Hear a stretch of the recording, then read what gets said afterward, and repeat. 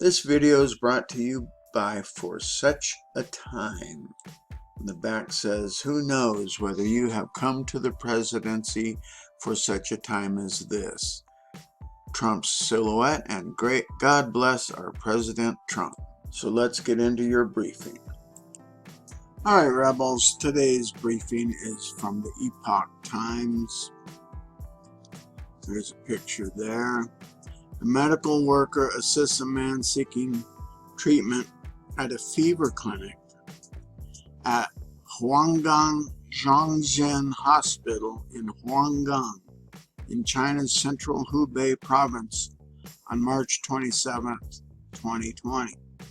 Exclusive.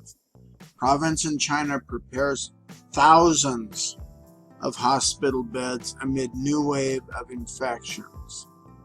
Dated April 11th by Ava Fu, F-U. That was just spelling the name, okay guys? Settle down. A province in northern China is preparing thousands of hospital beds in anticipation of a surge of CCP virus patients days after lockdown measures were relaxed in epicenter Wuhan, according to internal documents viewed by the Epoch Times. Okay, Heilongjiang, China's northernmost province, locked down its border city of Sufinhe on April 7th, which officials said was an attempt to stem the flow of imported cases from Russia. From March 27th to April 9th, the city reported more than 100 imported cases, as well as 148 asymptomatic patients. Those infected who do not show any symptoms of the disease that were imported cases. Only 3 new domestic infections were reported during that period. Residents in Heilongjiang, however, have expressed doubt that these official figures, doubt about these official figures. Really? Doubt about official figures? I'm shocked and dismayed. Saying authorities were likely trying to downplay the severity of this new wave of infections by focusing on imported cases. Sufinhe is currently building a 600-bed makeshift hospital dedicated to asymptomatic patients, while its 70,000 residents are now under lockdown. Only one person out of each household can venture out for necessities once every 3 days. How's that for stay-at-home order? A neighborhood officer in a message on China excuse me. A neighborhood officer in a message on Chinese super app WeChat, seen by the Epoch Times, emphasized to residents of a complex in Sufinhe the gravity of the situation. Does everyone know how serious this is? The officer said. You have no idea who's got it and who has not. Having no symptoms is even scarier, referring to asymptomatic infections. Meanwhile, an internal notice from Heilongjiang's Health Commission dated April 8th showed it is planning to make available nearly 4,000 hospital beds elsewhere in the province. The notice also showed the authority is planning to set up a 1,100-member medical support team. It instructed local authorities to provide a candidate list within 24 hours. You understand, this is for supposedly less than 300 patients.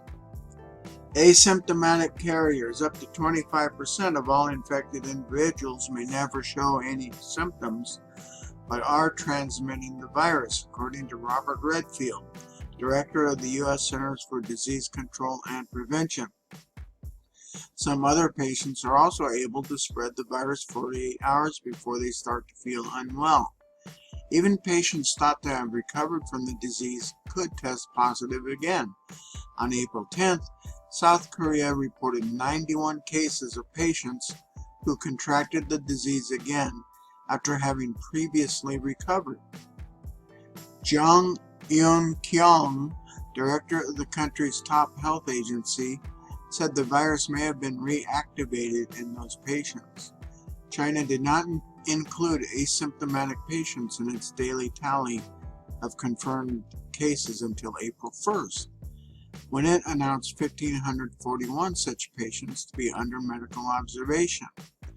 The National Health Commission in February acknowledged in its official guidelines that asymptomatic carriers to be a potential source of infection, and since then multiple Chinese health experts have played down the risk of spread from asymptomatic patients.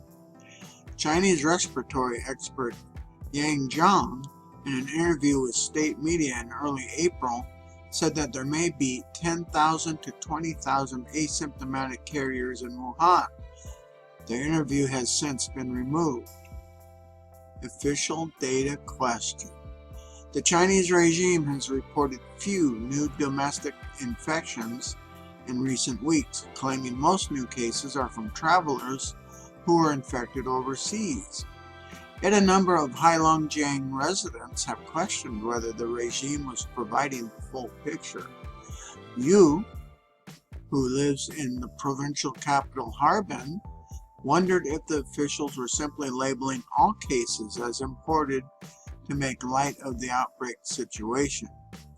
If they acknowledge local cases, it would mean that the outbreak is not under control, and imported cases would be a convenient excuse, he told the Epoch Times. Local officials have been covering it up. They don't report the true numbers.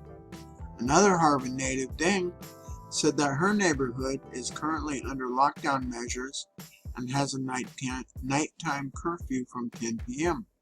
She said that at least 2 residents in her area, while entering the security gate, received a yellow and red flag on their mobile virus detection app respectively, meaning they are potential virus carriers and would be quarantined.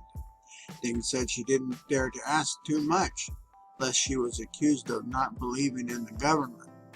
The information is not transparent, she said. Sufenhe's hotels have shut their doors over infection fears following the new lockdown, according to a local resident who gave his surname Li. Some Chinese who recently came back from Moscow have been quarantined in local sports arenas, Li said. Coming back is actually even more unsafe, Li said. You might not have the virus, but it's very easy to get infected in a concentrated group.